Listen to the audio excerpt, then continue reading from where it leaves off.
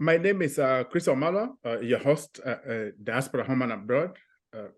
Always, in this show, we bring you stories from the diaspora, the happenings that are going on, but also link them to what's going on back at home.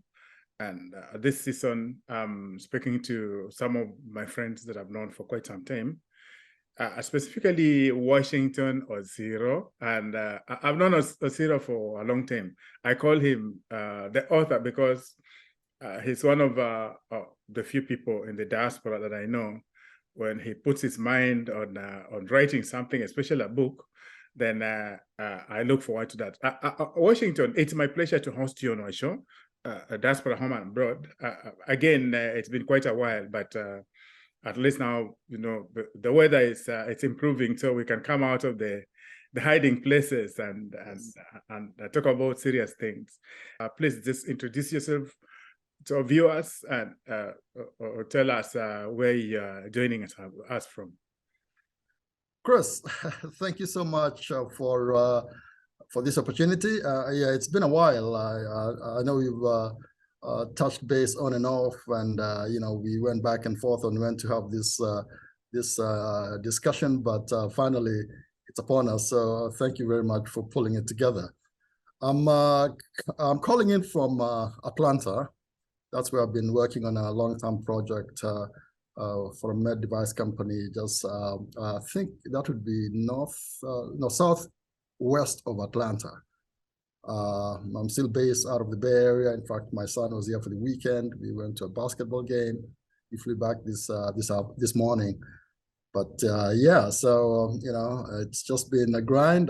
Finally, we are able to sit down and talk about the book, and I'm pretty excited about it. Awesome. I've really been meaning to talk to you about this book. I just received my copy. The initial one went to the wrong address, so I actually just got it this morning. But since we had scheduled this interview, I didn't want to postpone it. But of course, now I'm halfway through it, and nice. I have a clear sense of what it's all about. So the book is called Bob Collimore. Short but impact. Short. So it's the subtitle is A Short Impact Life, and then there's a question mark at the end. And yeah. I think that has tripped a lot of people. Like one of the comments I had was, the guy lived for 61 years. That is not short. Yeah. Then the gentleman missed the question mark at the end. So it's me basically questioning the whole media narrative about Bob Collimore and whether his life was short and how impactful it was, and then basically opening up the floor to a discussion about the man and his time in Kenya and his impact in Kenya, and conflating the discussion to other issues that Bob Collimore was intimately involved with. He was the CEO of Safaricom, the largest ISP ICT company in Kenya, and most likely the region Eastern Africa. And it's a company that had ties to Vodafone, which is a British company. So all those questions are questions that the book touches on. And like I said, I think the question mark at the end of the subtitle seeks to open up a discussion about Collimore, Safaricom, and their impact in the country as a whole. In fact, that's what we're going to do at length.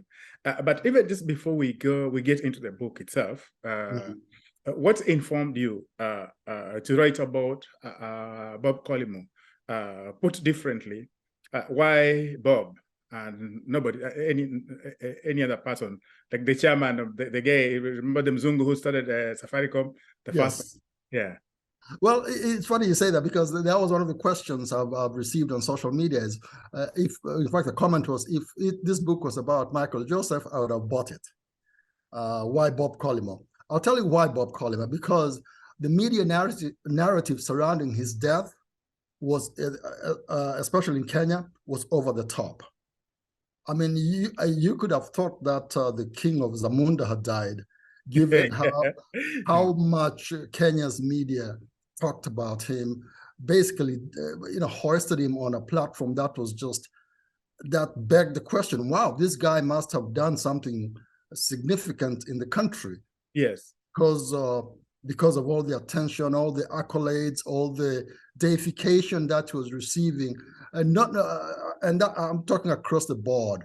So I was very curious, so I placed that media narrative around the man and his death on one side, and then I looked at, just did a brief research on who the person was, and I found out that he was the CEO of Safaricom.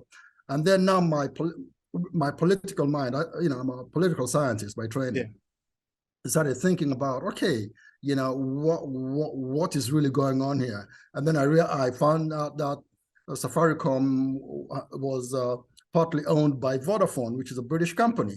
Oh, okay, so we've got that relationship between Vodafone, Safaricom, Great Britain, Kenya, colonialism, neo-colonialism, and all of a sudden my mind started thinking that, wow, and juxtapose all those three elements with the fact that we're in an information age where data is the key, where ICT is paramount. ICT has national security implications, and all of a sudden we've got a story about that is more than about this one man who had lived in Kenya for less than 11 years, but all of a sudden he's being made to look like this great person.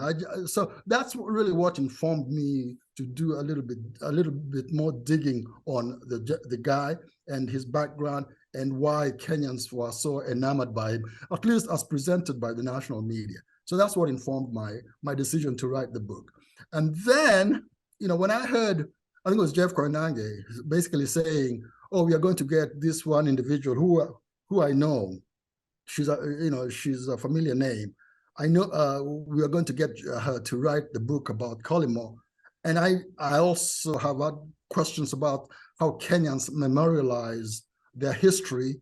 Then I knew that I was going to really at least write my perspective on Bob Collimore, because this individual I knew would not do the kind of write-up that I would have liked to read. So a lot of factors came into informed the decision for me to write the book. But at the end of the day, it was piecing together all these different elements, Collimore, Guyana, Great Britain, Kenya, Vodafone, Safaricom, neo-colonialism, information age, into a hodgepodge, which was basically the book. It's one of the reasons why I wanted us to talk about this book is because, like you say, the media hype was this over the top. He passed on and he lived in Kenya when you and me had left. But along this period, so many things came up. M-Pesa came up, Safaricom came up, and so Safaricom is very big in Kenya, as it were. But even me, I kept on wondering, what is it about this one man that the media is going gaga about? But one thing I realized, I've worked in the media for quite some time, and one of the things you realize about the media in Kenya, especially the social media, is that there's always that hysteria about something. You know what? But Ndugu, it wasn't just social media. It was, specifically, I think what triggered me, let me just be blunt, what triggered me was listening to JK Live talk about the Boys Club. Yeah. When I spent quite a considerable amount of time listening to Jeff Koinange, Peter Kennedy, and the other Boys Club members, just basically fawning over Bob Collimore, fawning over their Boys Club and what it meant and how cool it was. And I think it was Mukisi, I forget his name, but I talk about him in the book. This is a well-respected academician who was basically claiming membership in the Boys Club as if it was something to aspire to. And all of a sudden I'm thinking, No, this is a bit over the top. So it wasn't just social media, really, to answer, to kind of make the point. It wasn't social media. It was mainstream media in Kenya. JK Live specifically, Daily Nation had a special on him, you know, and all those formed they're referenced in my book.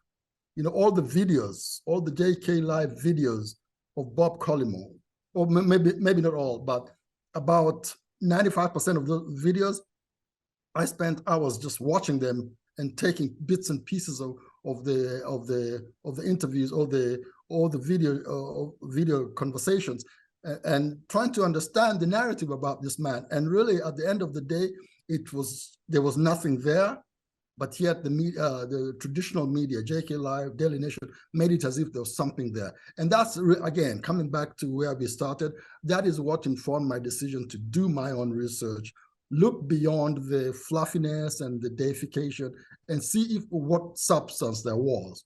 Yeah. And again, that's what informed the book. So I thank God that you did research for on behalf of many of us who also had the same questions. So after, what would you say some of the things that you discovered about Bob Collimore, the man, that many Kenyans were not aware of, or you know, I had an idea about, but those ideas were still on the fringes?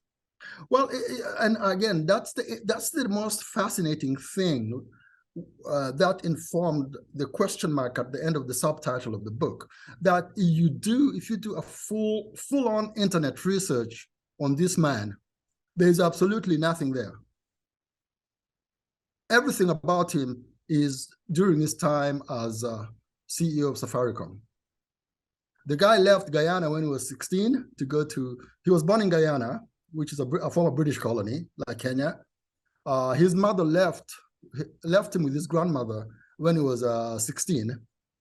The mother went to Great Britain to look for job opportunities. And then at 16, Collimore followed him there. And then that is really the end. Then we fast forward to, I think, the year 2000 or the early 2000s, when he ended up in Kenya as I think it came in as, I want to say, the director. But the point is this, really, the salient point, which again underscores why the book has a question mark at the end, is this guy was born in Guyana, left Guyana when he was 16, went to England, didn't even go to college. There's some reason he gave for not going to college, which doesn't make sense, and I cover that in the book. But anyway, long story short, he ended up taking over from Michael Joseph, taking over one of the most important companies in the country with national security implications. And so there's too much unknown about this man that should have been covered by the national media, that was not covered. Nearly everything that the media talked about in Kenya about Collimore was based on his time in Kenya. And that begs the question, why? Yeah. What is missing? Again, since you've done some deep dive into this man, many people also were surprised to know that he didn't have a whole list of academic qualifications, as it were. Nope. Apart from this, the accent and of course the foreign tag. He was a salesman, so he used to sell handsets. And you know what? Salesmen and women are the least behind lawyers. I think they're the least trustworthy individuals. And Bob Collimore was a salesperson. Yes. He was very glide. He was very smooth. You look at some of the interviews that the Kenyan media had of him. They were so deferential and so so fawning of him, and never really took him to task on some of the issues that he needed to explain, whether as a CEO of the company or as somebody who's got a pretty suspect past. Again, this book took me just under 4 years to write. I've got almost over 400 references in the reference bibliography page, over 400, and nothing about him exists until he came to Kenya.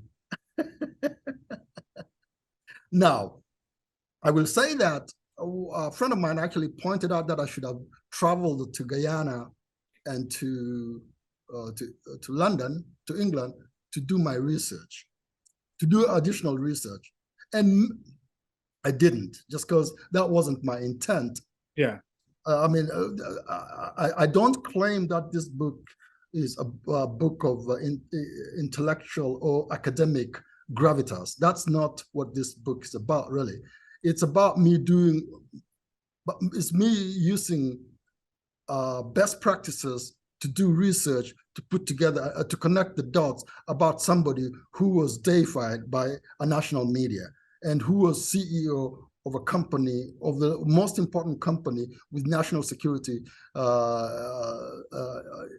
significance in a former British colony. And the company is 40% owned by a British company. And part of the terms of that initial contract with Vodafone was for them to appoint, to give them managerial responsibility. That is why Michael Joseph was the CEO, and then Bob Collimore was the CEO.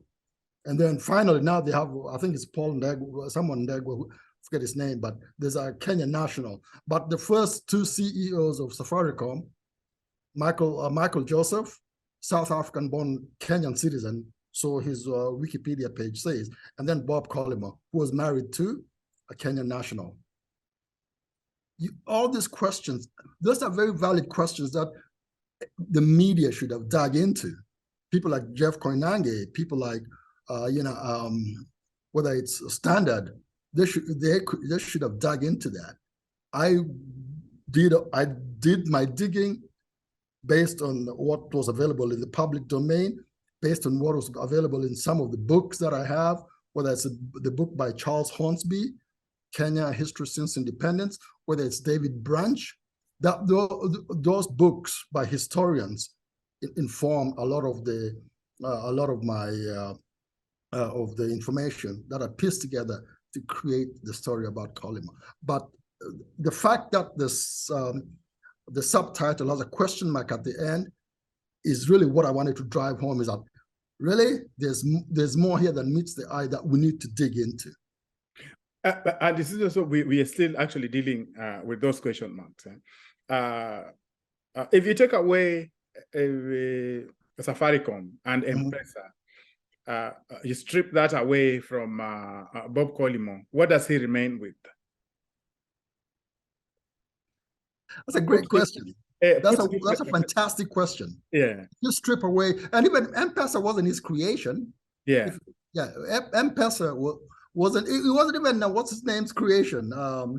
Michael Joseph. It wasn't. Even though he claims the two individuals who claim to have started M-Pesa, Susie Loney and Nick somebody. Again, there's a chapter in the book called M-Pesa. Straight out of, where I actually do my research on M-Pesa. Yeah, it wasn't Collimore, it wasn't Michael Joseph. It was two Vodafone, I want to say engineers. I don't know, but it's Susie Loney and Nick somebody, Nick Jones or Nick Charles. And they had the initial proof of concept as part of Vodafone, and then they came to Kenya where they actually did a test market rollout, and Kenyans were involved in actually furthering the proof of concept. But Bob Collimore had nothing to do. Maybe from a marketing perspective, but to your point, if you strip away Safaricom and M-Pesa, and Fuliza maybe, what are you left with? You're left with a handset salesman with a British accent and some charm. Yeah.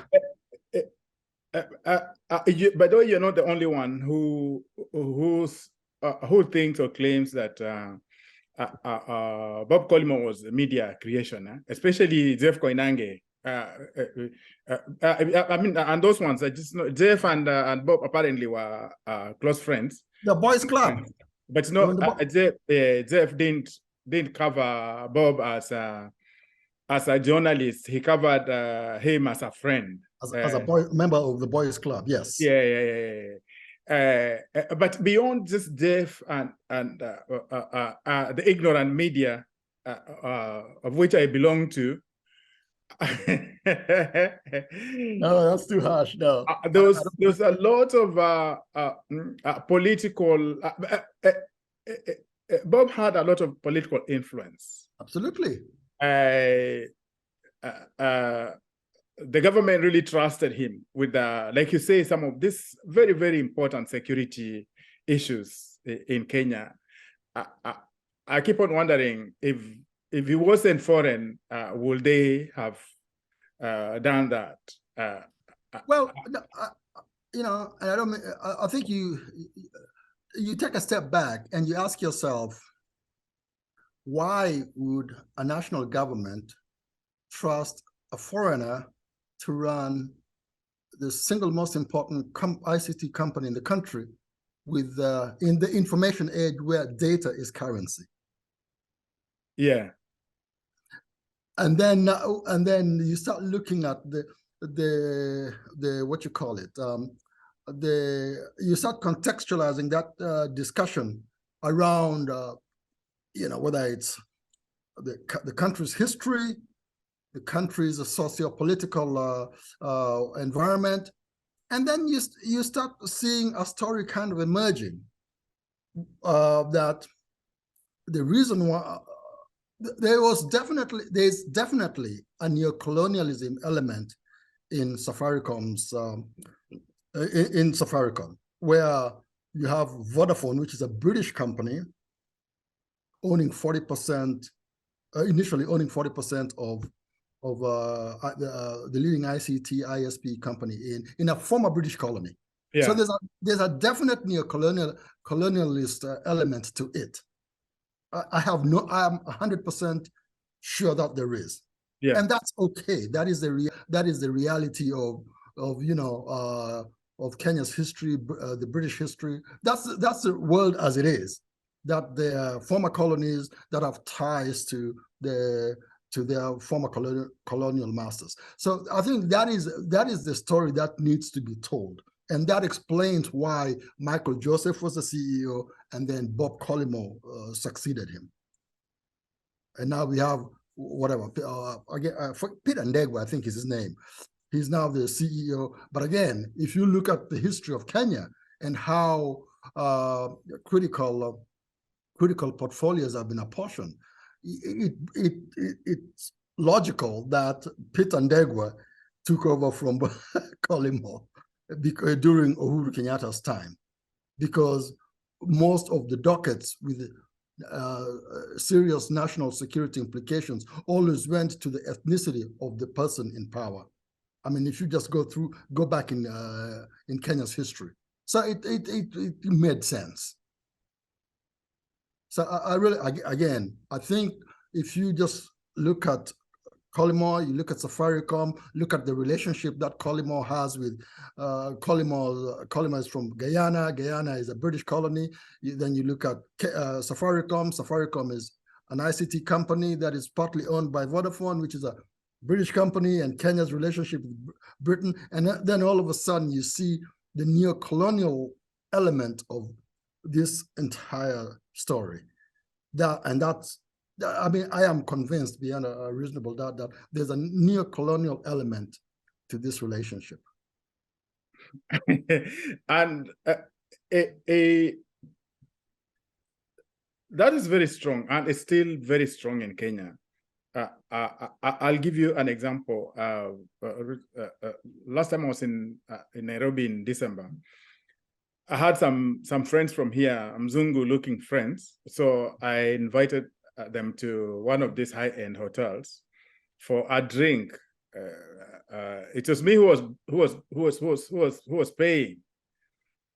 But just looking at the way the waiters were treating us, yep, they were giving attention to these Mzungus more than me,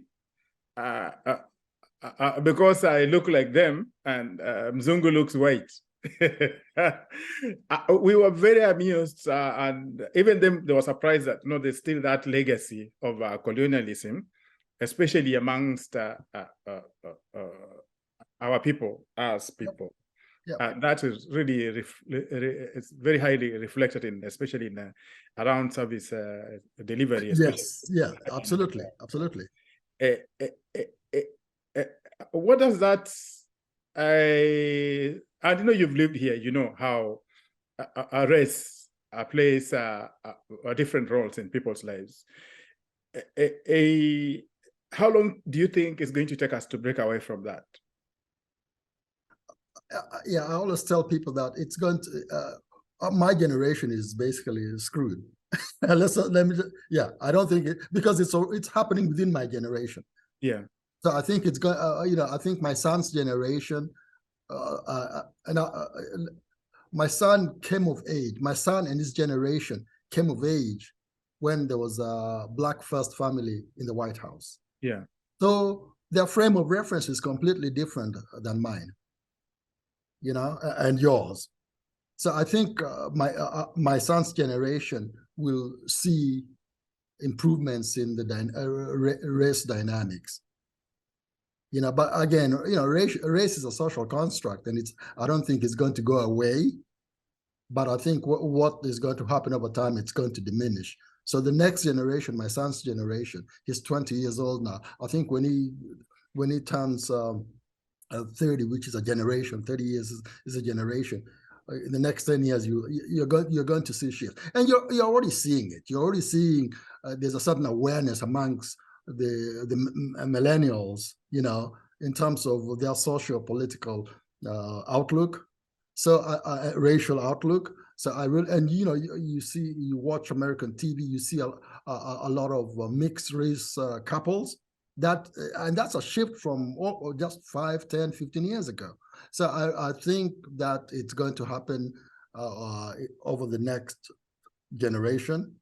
But I think you and I, our boat left the dock a long time ago. Long time. So, because we are still wrestling with the legacy of people kowtowing to somebody with a fancy accent, and a sense of humor, even though that's all he has. He's a salesperson. Bob Collimore was a salesperson. The end. Some people have said or believe that Bob Collimore was celebrated, or so to speak, because he was suffering from cancer. He was a dying man. That he got that much attention, especially from the media, because of that. Do you think that's a part of the contributing factor around the Kenyan press and Kenyans fawning around him? No, well, let's think about it. I mean, a couple of things. Obviously, you want to be compassionate. I mean, somebody is dying, regardless of the disease. Be compassionate. And I kind of touch on that in my book, that I wanted to deal with. I wrote about Collimore with the compassion of somebody, of a human, a fellow human being suffering. You want to show some compassion.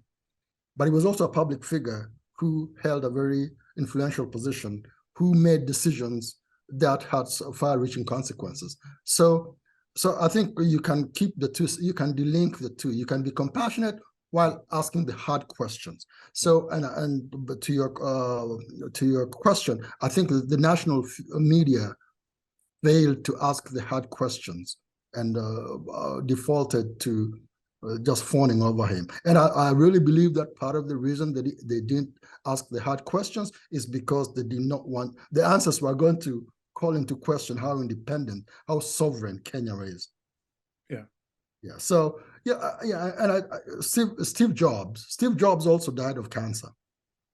And this guy was an icon of Silicon Valley. I don't talk about it in the book, but when my son was, I think 7 or 8 years old, 6 or 7 years old, we were downtown Palo Alto at the Apple store on University. And who was talking to my son? It was Steve Jobs. He was asking my son about, the technology, the mouse, the video games. Because if you go to the Apple store, they have a section for kids to play video games, basically using Apple product. So Jobs was talking to my son. I didn't know that at the time, but when I walked over and I saw him, you could just tell he was dying, right? Because he was gaunt. He was, the face was skinny. He was very labored. He had his security detail with him, but you could just tell that this guy was, was suffering. But if you read the write-ups about whether it's Michael Isaacson's book on Jobs, whether you read whether it was the national media's take on the man after his death, they were pretty critical of his style of leadership. They said he was a very tough person to work for, basically an asshole, but he was also very talented. And I think those two dichotomous conditions can coexist, right? Somebody can be an excellent leader, but they can also be an asshole. And I think it's up to the media to point that out. And I think in Collimore's case, the national media refused to delve into this man's background and what Safaricom did in the 2007 elections, in the 2013 elections, and in the 2017 election. Safaricom was implicated in all these in those three elections, and nobody. Yeah. So. Yeah. In fact, no, that was my next question. Having done research about the impact Safaricom has, especially in Kenya, not just the social, economic, but also the political aspect of it. How much do you think it's influenced it has influenced our past at least 3 elections? Well, obviously the forensics, I don't know, but what I do know is that when let's look at the 2007 elections. When the ICC came calling for evidence, whether it's receipts or text messages or ICT-related evidence, Safaricom balked, right? Yeah. Yeah. 2013, where I think it was NASA, Raila Odinga's party, asked for servers to be opened, that just dissipated, My point is this: there's Kenya's politics is not for the faint of heart. Yeah. It is, and then let's just be blunt: Kenya is one of the most corrupt countries in the region. That's true. And I get it. I'm not even. That's just the reality of it. Yeah. So it is not a stretch to say that. And then Bob Collimore had the president and his deputy on speed dial. They were buddies. Yeah. Right? Yeah. And technology can be manipulated. Because transmission was through the technology. Yeah. Yep. So I don't think it's incredulous to say, there was something there that should have been dug into deeply, that should have been asked questions about, that wasn't asked. I've been talking to Washington Osiro, originally from Kenya. He's lived here.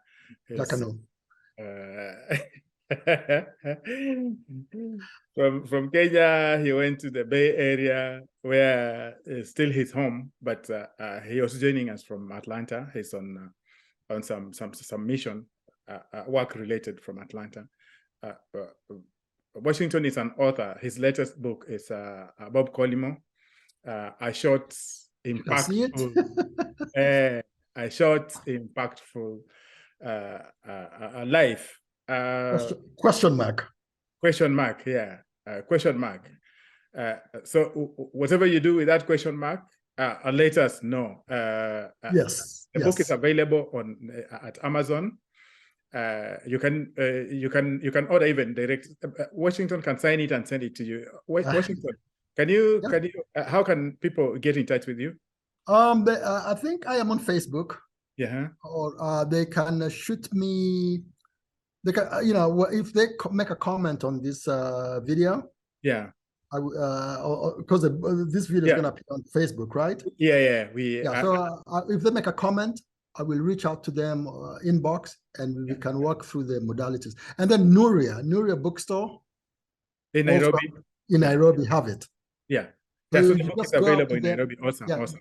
yeah. Just go up to them and say, hey, I want to order this book. And obviously, it takes time because it's coming from my publisher in British Columbia, Canada. Yeah. But yeah, it's I've got some samples here too. So maybe the first 10 people who hit you up on either myself or you hit you up, I will send them a signed copy of the book. Awesome. We're going to provide the contacts, the links, how you can order the book, and also just know how you can comment. One of the reasons why Washington did this is to spur a conversation around some of these things that we take for granted. Again, the media. I take the blame. I've been a journalist for over 25 years. We try, but we still make some silly mistakes. And I know one thing: when it comes to Bob Collimore, we dropped the ball. We got so excited about his perceived successes that influence the way we handle the story around him and his impact on our society. We do this because it's important that people talk about some of these things. Washington, it's been my pleasure hosting you on this show. And again, now we are back. Diaspora Home and Abroad is back. Next, we are convening the team to talk about Maandamano and the way forward for our country. We live away from home, but we live like we never left. Today, I've been watching KTN news almost the whole day in anticipation for the dust in the streets of Nairobi. Washington, yes. Thank you for joining us, and let's make this a regular. Again, the book is Bob Collimore, A Short, Impactful Life, question mark. Asante. It's available at Amazon. It's also available at Nuria Bookstore in Nairobi. If you call this number or reach us through this link, we'll make it available. But most importantly, let's have the conversation. Comment about it after you've read the book. Don't be like me. You're halfway. You're halfway and you have strong opinions. I think that which doesn't kill you makes you stronger. And I think some of I want to hear the criticism. Yes. I don't want to live in my bubble based on my research, because when you're doing research, you can also fall victim to what is known as confirmation bias, where you just pick and choose what you want. Yeah. So I want people with a completely different perspective. I want Jeff Koinange to comment. Yeah. I want Peter Kennedy to say, hey, wait a minute, you're wrong. And then let's have this conversation. And the whole idea is to, fine-tune this machine that is Kenya so that it takes its place as a socio-economic force alongside its peers of the 60s and 70s. Great. Yeah. Thank you, Washington. We shall reconvene again next week. Viewers, that brings us to the end of the show. Diaspora Home and Abroad. Diaspora Home and Abroad, and this week we've been reviewing the book by Washington Osiro, Bob Collimore, A Short, Impactful Life, question mark, that is now available all over. Get a copy, go through it, and let's let your views. Let's know what you think about the book, and also just know the analysis. He spent many hours researching on one of the Oh, yes. one of the most significant and impactful CEOs in Kenya that still touches our lives. Yep. I'll see you again next week. Again, you can get in touch with us through our social media handles. Absolutely.